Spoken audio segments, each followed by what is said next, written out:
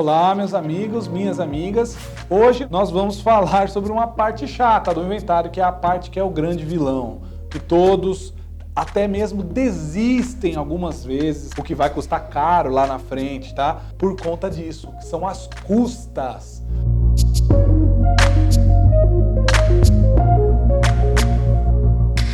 As custas do inventário não costumam ser baixas, né? Mas assim, tem um lado bom, elas são proporcionais ao patrimônio.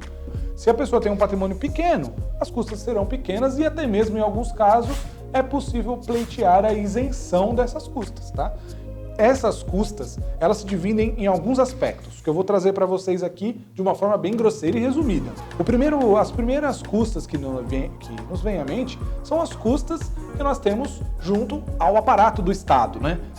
Que o Estado vai nos cobrar para fazer. A primeira parte, né? Porque o Estado cobra várias vezes, né? Mas nós vamos chegar lá. A primeira forma aí que ele cobra, que nós vamos trazer, são as custas judiciais, no caso de um inventário judicial, e se for caso de inventário extrajudicial, teremos as custas notariais, que são as custas no cartório, tá? Essas custas, elas são tabeladas. Fora isso, tá? Fora essas custas, nós temos as custas com certidões, custas com a regulamentação da documentação, que porventura esteja irregular, né? Depois disso, nós temos as custas com averbações, no caso de imóveis, temos que averbar o inventário na escritura do imóvel. Então, teremos várias outras custas aí que envolvem a documentação, tá? Então, é preciso reservar um valor para isso. Aqui no escritório, nós já fazemos uma estimativa para os clientes. Então, o cliente vai sempre saber ali quanto mais ou menos ele vai gastar para assim ele poder se programar. Uma das outras custas, né? Uma outra custa do inventário são os honorários do advogado. E, ressaltando, é obrigatório a presença do advogado no inventário.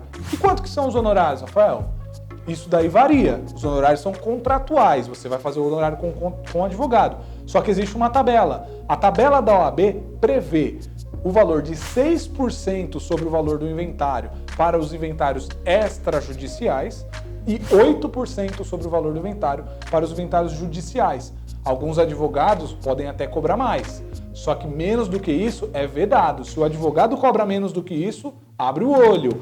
E com relação à última forma de cobrança, a última despesa do inventário, que é a pior, que são os impostos, né? ITCMD, o imposto sobre aí transmissão de bens por causa mortes e doação. Então, esse imposto vai direto para o bolso do governo, a gente vai pagar direto. E aí que está o ponto que muitos acabam se enrolando e tendo grandes problemas. O ITCMD, ele tem um prazo para ser pago, tá? Existe um prazo legal, que em um outro vídeo nós vamos falar um pouco mais sobre isso, tá? Só que esse prazo, se ele desrespeitado, aí começa a cobrar uma multa.